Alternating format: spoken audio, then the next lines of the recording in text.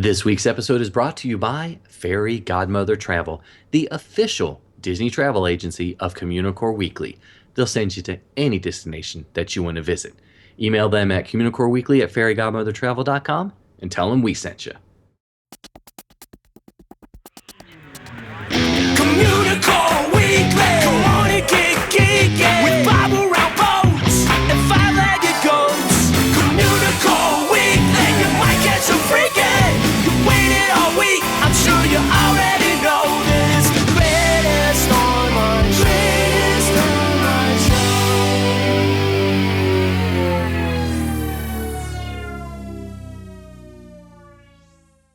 Hello and welcome to Communicore Weekly, the greatest online show and home of the world's first pair of independently born identical spooks. I'm George. And I'm Jeff. And I don't even want to do any clever banter introduction thing here. I don't even care right now. I just want to go right into your trip report and hear about how you survive SCarowinds.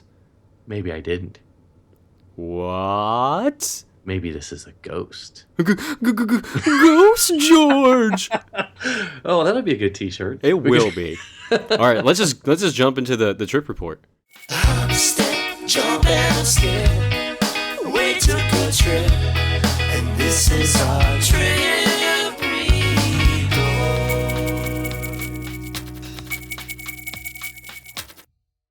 So pretty much for the last 4 years around this time, it's always me giving these trip reports during the haunt season of Knott's Scary Farm and Universal Hollywood Halloween Horror Nights and Delusion and all that fun stuff. But I mean, I mentioned this in the last episode. I'm not going to talk about that stuff at all this year. I am just thrilled that George finally went to a haunt at SCarowinds. So I'm just going to throw it to you, buddy, and ask you a bunch of questions about your first time haunt. So Go nuts. Well, I guess for people, what is SCarowinds? They just put an S in front of Carowinds. And that made it pretty darn scary. Just the S alone, the S makes it scary for you? The S was kind of frightening looking. It was. I'm sure it was. So I think they've been doing this since maybe 2001 or so, and it keeps getting bigger according to the PR people every year, because that was what was cool, was I got invited to a social media preview night for SCarowinds. There's only about 8 or so blogger people, whatever you want to call us, and we got to see how they do the makeup for all the monsters. They basically, the water parks closed down, so that is taken over as Monster Central. A haunted water park? That would be. I asked them about that. Scooby-Doo episode. Asked them about that, but they basically had a huge, 8 or 9 different areas with different makeup artists that would get the people in costume or in their monster makeup in under 8 minutes. That's impressive. That's how they would do this. And they would do it by different zones and then send them off. They were doing monster warm-ups before the haunts, which was awesome. And they even, I got made up like a skeleton, and nobody can see my arms are up in the air because I was so excited. That's pretty awesome. The head makeup artist, she was fantastic. She said, what do you want to be? I said, well, I have no idea. She said, well, I'll just make you something. And I had no idea. And people were periscoping it and putting it on Instagram, and I was a skeleton. It was very cool, with glasses. With glasses, so I like that. It's fun to see how much time and effort goes into it, because they have about 450 monsters that they had to prepare for SCarowinds, which is quite a lot. So the rest of the evening, they basically sort of walked us around. They took us into a scare zone, which is sort of like an area between mazes that you can walk through, sort of get a little bit of your scare on. They're open air. No lines, really, just kind of mill around and be social with the monsters, I guess, which was kind of weird to me, but that's okay. I had more fun with that on Saturday, but we'll talk about that later. So they did take us through 2 different haunts that evening on the media preview. The first one was Silver Scream Studios, and each of the 2 haunts, they gave us the backstory. And basically for this one, there was a famous movie director who kept getting made fun of by his peers and by other critics, so he decided to make horror movies but use real people. Interesting. And we were being cast as extras. So when you were going through these, were they lights on tours, or were you actually going through the mazes? They were full-on mazes, no lights on. The monsters were inside. It was sort of like a preview night for the cast members as well. Oh, awesome. They got to go through the mazes. It was sort of like trying it out. It was like their last dress rehearsal. Was what it was, because it actually started the following evening. So that was my very first haunt. you walk through very small corridors with noises and lights and people jumping out at, or monsters jumping out at you. And sometimes you could tell something was going to happen, and sometimes you couldn't. But the scenery was fantastic. The theming was great. I felt like I was not really in a theme park, but I was walking through a potential movie studio. So when you walked out of that first initial Yes. maze, was it as bad as you thought it was going to be? Like, did it scare you as much as you thought, or was it, much easier to handle? I thought it was easier to handle, but there were parts where I was scared. Okay. People jumped out, of course. Sometimes I didn't see it. This one point, a monster jumped out and scared somebody in front of me, and I saw him back into a corner, and he let me pass, and I was like, oh, the next person's really going to get it. And I was glad to keep on walking. And there was such a low-tech scare. You went down one hallway, and there were spider webs hanging from the ceiling and thread and stuff like that. So it just felt like you were getting spiders all over your own, and it was so creepy. One of one of the first Yes, effects that they've ever yes, done, one of the and, oldest ones. and it's still effective. And it was great. So can you month fast forward to Saturday night? Well, yeah, so Saturday night, it's true. I'm taking up a lot of time. Saturday night, I went with my friend Garrett, and I got to mention David Sisko. Got to give a shout out to David. He's one of the makeup artists. He got me on the tour, but that's all we'll say. Awesome. But I went with my friend Garrett, and I was super excited, as you know, to ride some of the roller coasters at night, and they were great. I won't talk about them in detail, but it was great to ride them at night. And we'll go. So Garrett and I were able to do a handful of the haunts and the scare zones, a lot more than I thought, because there was about a 25-minute wait to get into each one. The first one that we did was Zombie High. And it's like you're going to a high school that got taken over by zombies. And this one I think could have been really great, except it was like a conga line. They just basically let everybody walk through the whole maze. And you could tell what was going on. There wasn't a break. You didn't get really scared as much. People jumped out at you, but it was like, haha, I saw you do that. How late in the night did you go through that one? Was it like still early on, or? Yeah, that was like 9 o'clock. Oh, wow. Yeah. Yeah, so it's pretty early. Went on from 7 to midnight, but, of course, I had to ride a coaster first. Of course So- you did, George. Yeah. After that, we did Corn Stalkers. It was on the putt-putt course there at Carowinds, and it was like you went through a corn maze. And it was pretty frightening because there's people with axes, people with chainsaws, people that are very well hidden that jump out at you. And the ladies, I have no idea who they were that were behind me, were just screaming left and right and scared of everything. And that was fun. It was still a bit too big of a group, but it was very contained and claustrophobic, even though the sky was open, Fair which enough. was neat. Wasn't my favorite. That was my least favorite of all of them. So after that, we walked through Mass Acres. 2 words, Mass Acres. Of Like course, it's massacre, but like 2 words? Massacres, which was a scare zone, and it was awesome. They had huge tombstones set up everywhere, and edifices and statues and fog rolling out, and they had crypts that the monsters would come out of nowhere, because they had like really great black curtains that you couldn't see. It just looked like it was open, and they would scare people, and that was wonderful. And it was great because I'm a guy, and they almost always went after girls. Well, yes. It was great. Got Did some they good show video. their fear more than you did? Yes, they did. That's 'Cause, why. my friend Garrett's a 6'3" Marine, ex-Marine, so it was like, yeah, you didn't scare me. Okay, well, to be fair, I've been through with some huge ex-Marines, and they get that's true. really scared, It's scary. and the monsters flock to them. But it sort of felt like I was walking along the grounds of the Haunted Mansion, which That's was cool. awesome. It was very cool. So we did 2 mazes because of all the time, because I had to get those coasters in. The 7th Ward, based in a mental hospital, is what it was. I thought this was sort of the epitome of what a haunt was supposed to be like, and it was my favorite. But I was very first in line in a group of like 6 or 7 people, which I think really made a huge difference. Yeah. And there were really great use of strobe lights, so you got very disoriented. There were mirrors that you would walk into the wall, and people were very, very close to you, and they would just smile at you and say things and ask you if you needed medication, or it was creepy. I was really glad to get out of that one, and it was spooky and eerie is what it was. Felt like an X-Files. Okay, that's a good That's what it felt explanation. like. It felt like an X-Files, like when they've got somebody crazy in there. So the last one we did, which was my second time, because we did Slaughterhouse on the media preview, and both times it was spectacular. And they gave us the backstory of this one, of course, that it was a slaughterhouse called Red Ribbon Meat, and the way the neon sign occasionally would flash out and it would just say die, from the D in red and the I in ribbon and the E in meat. It was very, very clever. Got Very me spooked subliminal out. messaging. And they take you through it. They take you through a cattle corral to the slaughterhouse. Interesting. Yeah, but they take you inside, and the first thing is a butcher's area, and there's buzzing flies, and it immediately attacked your senses. Nice. But Nice. but the actors, that's what I really wanted to say. In all the scare zones and all the haunts, especially the slaughterhouse, they went out of their way to be the character. In the slaughterhouse, of course, you know what's going to happen. They're crazy maniac butchers that are hacking up normal people. And these normal people are screaming for your help, and they want you to help them, and they are in tears. And you're like, no, because I got to keep walking.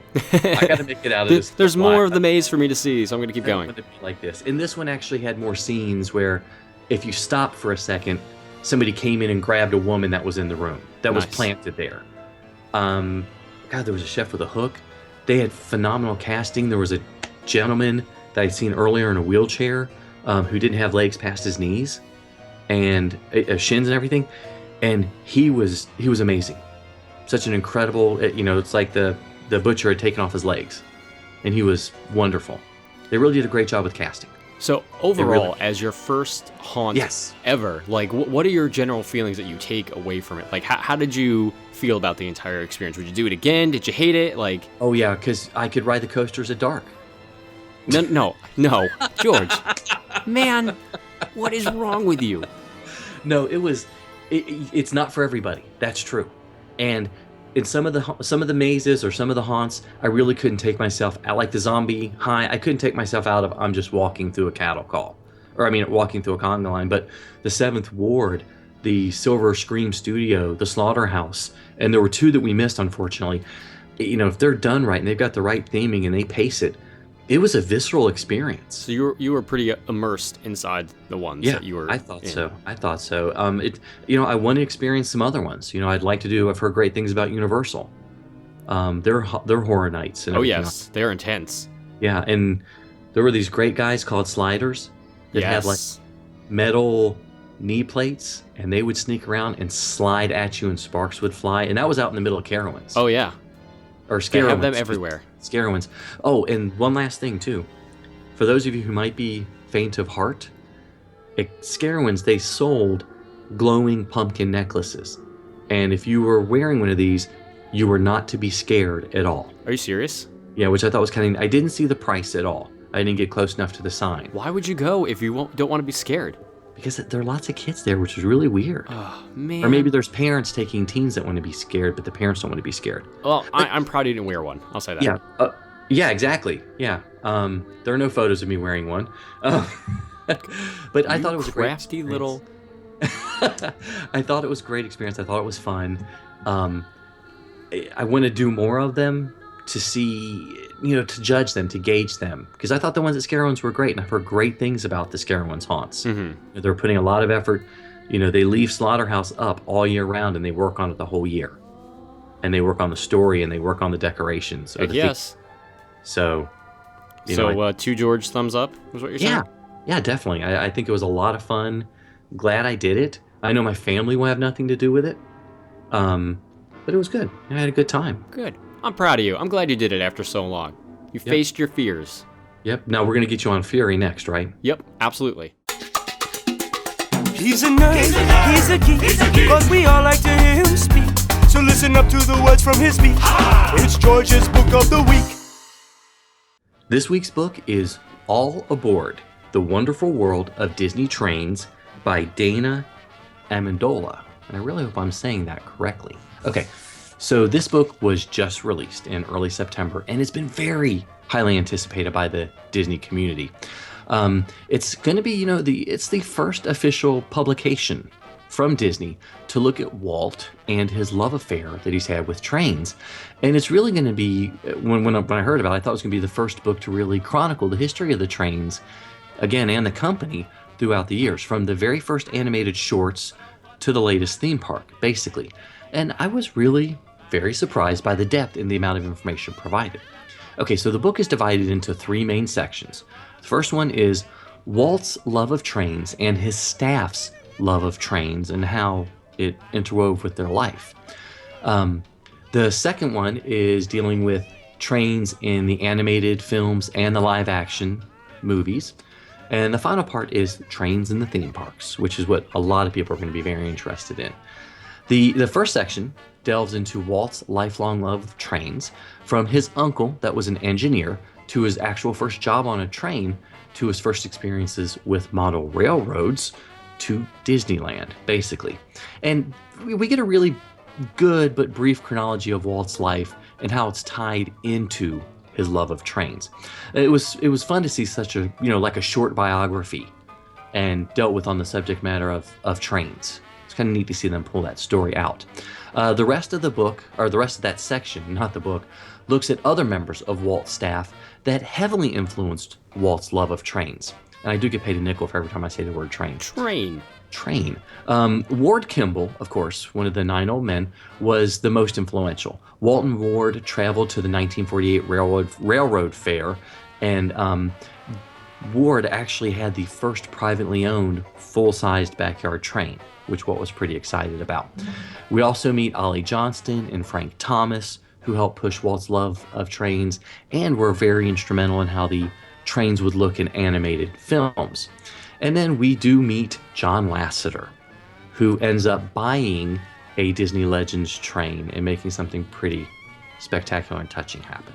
So the first section was nice, very biographical about trains and some of the artists.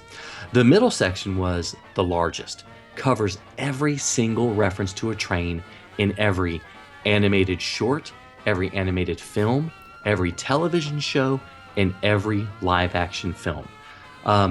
It looks at everything from trolley troubles to the Lone Ranger. And actually is neat because it'll tie in the train wreck in Lone Ranger is reminiscent of the train wreck that happened in this animated film 40 or 50 years earlier. So the author really did some research, which is pretty cool. A lot of in-depth research in there. And, believe it or not, and Jeff can, agree with me on this one, I guess, or attend to it. I even learned a few things. And it takes a lot for George to learn something. Yeah. Because he's old. Before. Yeah, I know. Can't teach me any new tricks. His brain doesn't work that well anymore. It got scared. That's what it is. So, okay. So the last section is probably what most people are going to want to hear about. And that's all of the trains in all of the various Disney theme parks. What I liked, there were a lot of concept illustrations and artwork that I'd not seen before. Like one of the original shots for the Walt Disney World train, it was orange and blue. Interesting. So very much 1970s, threw up all over the train. I loved seeing the train details for the parks in Paris, in Tokyo, and Hong Kong, because the trains are treated differently there socially and historically as well. They have more of an Americana feel as opposed to a historic feel like we get in the parks here. The one thing that really disappointed me, and it disappointed me enough that I've actually got to bring it up in the review, is that the Fort Wilderness Railroad was not included, nor was it mentioned. They talk about the Viewliner, which was there for like a year, wasn't there very long, and they even talk about the Casey Jr. and the Storybook Circus area at Walt Disney World. But I guess the Fort Wilderness Railroad is just something that the Disney company would like to forget. That's all I'm going to say. Wow. Yeah, I know. But it's, something like that's only going to bother the hardcore fans, like me and Jeff and most of the cadets. Before you finish the review, how does this book compare to that Michael Broggie book, the Walt Disney's Railroad Story? There's no comparison, but they are different. Okay. That's the thing. The Michael Broggie's, it's almost all about his father. It's about Walt. It really looks at the trains in amazing detail. Doesn't really talk about animation and doesn't. That's the only part it doesn't really do, but it goes into incredible detail. If you really love Disney trains and you're hardcore about it, you need to buy that one. Okay. But this is still one that you need to own. You have to buy it, Jeff. Okay. I know. I really would have liked to have seen more about the theme parks, but I thought it was still great coverage, lots of photos, great information about Walt's life and his animators, and you can see how trains were so important to all of them as a hobby and as a stress relief. And I was blown away by the number of trains that show up in Disney films. It was astounding.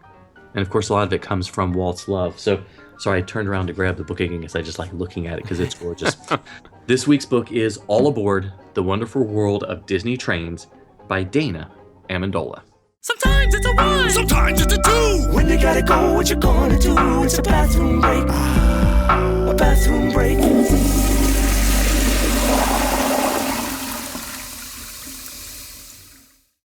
So this week's bathroom break is located at the illustrious Tokyo DisneySea theme park, which unfortunately we have still not been to yet. We're working on it. We are. We're working not on very hard, but we're working on it. We're working on it.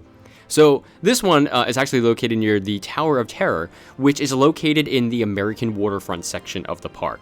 Now, the Tower of Terror is actually the Hotel High Tower in this park, and that's nearby, and it has a very New York vibe to it, which kind of makes sense considering it's a very New York-esque area.